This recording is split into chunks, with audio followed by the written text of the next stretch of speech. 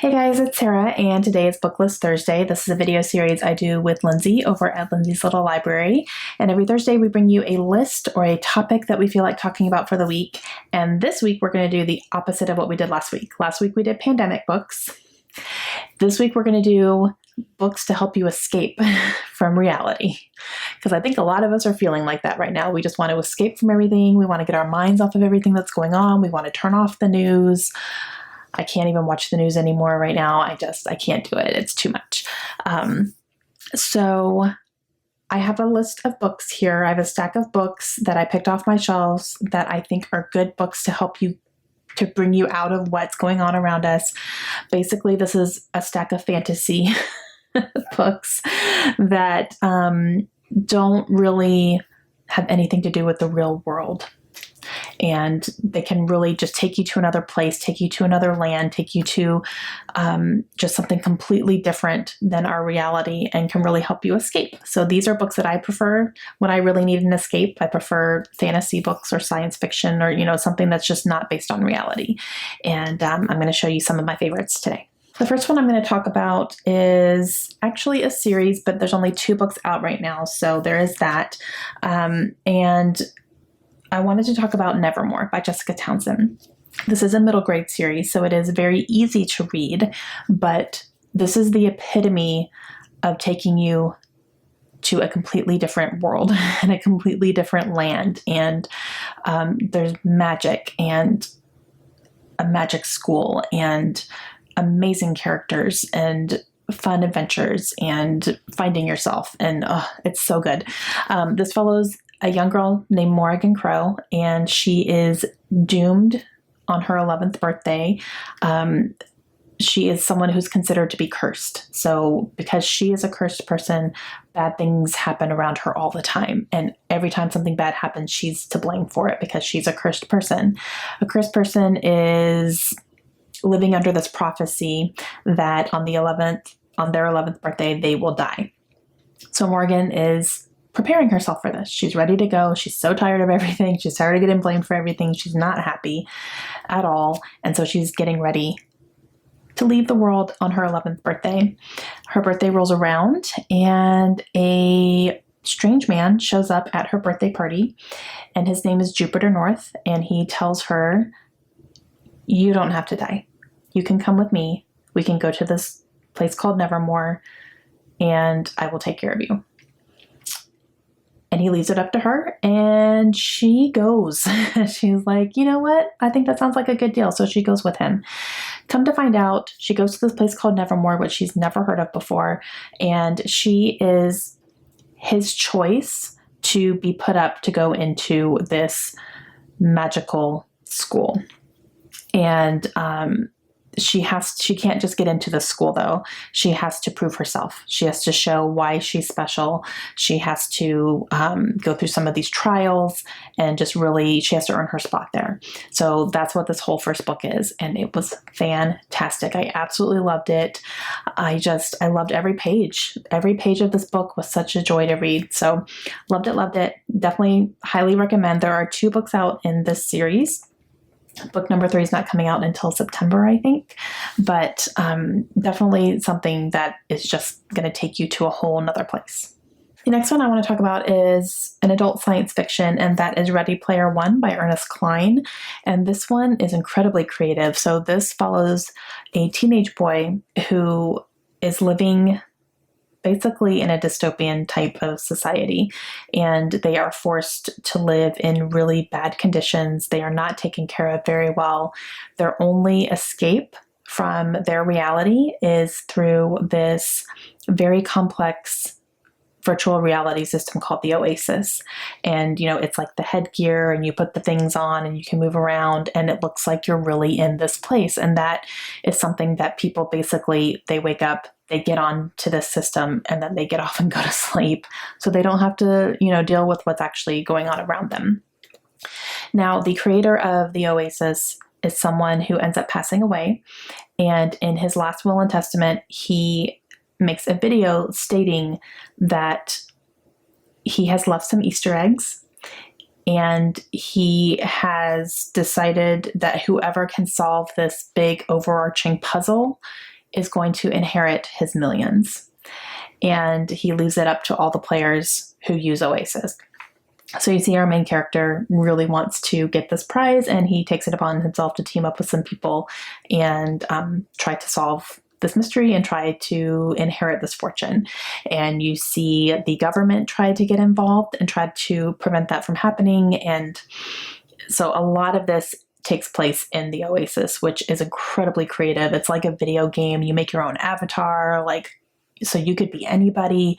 And yeah, it was really, really good. I actually really like the film adaptation of this as well. I know that not everybody did, but I did. I thought it was good. And maybe because I read this a while ago and then I watched the film, I waited a couple years to watch the movie. I didn't do it back to back. Maybe if I did it back to back, I'd have different thoughts, but I'm not going to worry about that. But the book is fantastic. Loved it. Definitely takes you out of your own reality, puts you into someone else's reality, and then you watch them escape from their reality as well. So the whole thing. If you want to go the young adult fantasy route, I definitely recommend the Throne of Glass series by Sarah J. Maas. This is one of my favorite series. I'm currently reading through it. I'm actually about to start book 5 this month. I'm actually going to read it with Lindsay. And this one follows a young woman named Selena Sardothian, and she is an assassin. She was born and raised that way. Well, not born. She was raised that way since a young age. And she has very much made a name for herself, but nobody really knows who she is. They know that there is an assassin, but they don't know that it's her. And she makes some mistakes in the very beginning of this book, and she gets caught. So she is in a slave camp where she is expected to die. However, the crown prince shows up at the slave camp and pulls her out and says, I believe that you are the best assassin, and I want you to be my champion in my father's assassin quest, I guess you could say.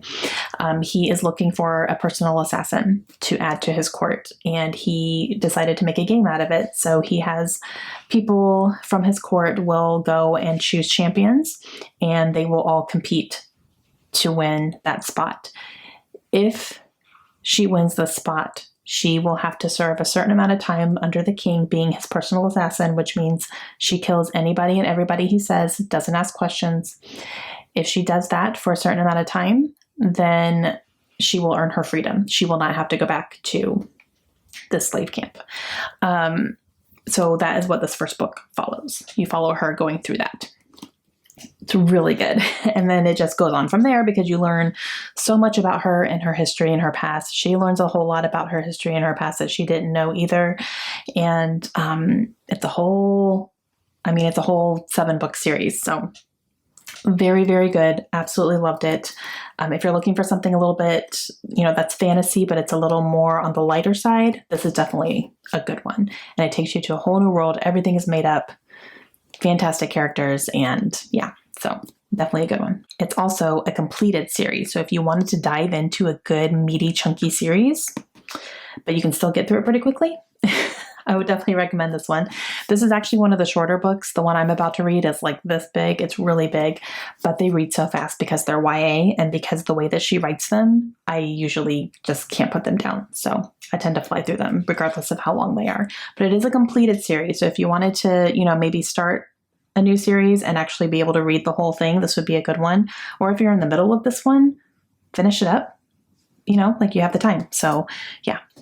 The next one that I would definitely recommend if you want to go an adult epic fantasy series, I would go with Game of Thrones by George R.R. Martin.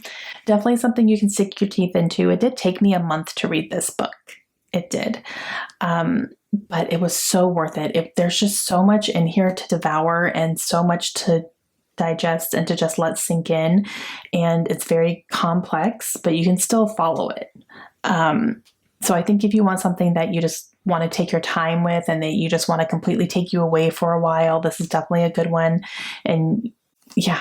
Okay, let me try to explain it. If you don't know what Game of Thrones is, I would be really surprised if you don't. But if you don't know what Game of Thrones is, this is set basically in, I would call it medieval times, I guess, but it's a completely different fantasy world. But that's kind of the feeling that you get. There's no like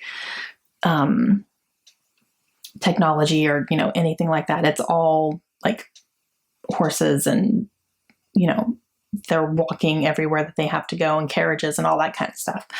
But you are following different sets of families in this world who are trying to overtake a throne. So there's one throne that rules the entire lands, everything all together, and every single family from these different regions want that throne. And you see them basically trying to battle it out. There are a ton of politics. There is a ton of conniving. There's a lot of backstabbing. There's a lot of corruption. That's the word, corruption. There's a lot of corruption in here. A lot of evil, a lot of good, and a lot of good that struggles with evil things. And it's so juicy. And there's dragons, you guys. There's dragons. So good. I absolutely loved it. If you watch the TV show, this is the first season in a nutshell, basically. Like, this follows the first season almost verbatim. So if you have seen the show and you're afraid of the books, don't be, because I watched the entire show. I've seen every single episode, and I picked this up afterwards, and it was fantastic. So definitely recommend Game of Thrones. I know it's a big one. It's intimidating to some people. I was intimidated as well. This was one of my most intimidating books on my TBR, but I read it and I loved it, and it was a 5-star read. And last but certainly not least, I would recommend Strange the Dreamer by Laini Taylor. This is a fantasy book that just really sweeps you away on many different levels. It is a completely made up world, and the writing is so beautiful that you get swept up away in that as well. Just everything about this book is so fantastic. This follows a young man. His name is Laszlo, and he is living in an okay life. Like, he's pretty happy he seems to be happy where he is. He is a librarian, and he is obsessed with this place, and it's really strange because this place is called Weep. That's the name of the, I guess you could say, city, but it's considered a lost city.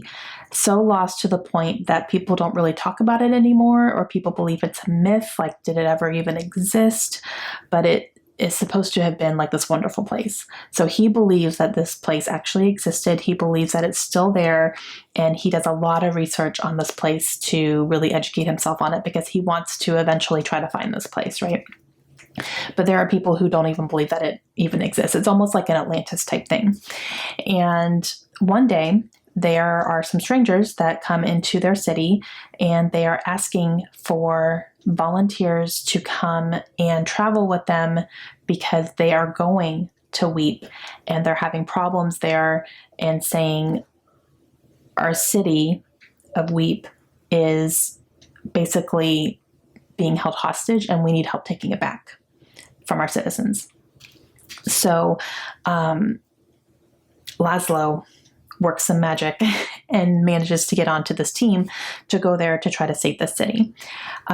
What's happening in the city is that there is a house that sits up on the cliffs, like it kind of protrudes out from the cliffs, and there are some people who live in that house who are basically in charge of things, and they're the ones who are basically holding this place hostage, but they can never leave. So it's really interesting. So that's all I'm going to say. It's really interesting how everything works together. There are some sequences in here that deal with dreams, and they were so beautiful. And I loved those parts of this. And I thought it was just so creative and so interesting. And the moths are a very interesting part in here as well. And I loved every bit of this book, and the follow-up, which is out as well. So this is a duology. There are 2 different books. So this is something you could definitely pick up in this time. If you're staying at home and stuff and you want to get away for a little bit, you could definitely read both of these books probably fairly quickly. And I definitely highly recommend. Okay, guys, so those are my basically fantasy recommendations. If you're looking for some sort of really good escapism during this time right now, make sure you go check out Lindsay's video today too and see what she recommends. And let me know down below what you like to pick up if you need to escape. Do you like to pick up fantasy? Do you like to pick up adult romance? Do you like to pick up middle grade? What helps you escape? What do you like to pick up that just really takes you away from everything? I want to know that down below. And I think that would be an interesting conversation. All right. Hope you guys are staying safe. Have a great day, and I will see you again soon.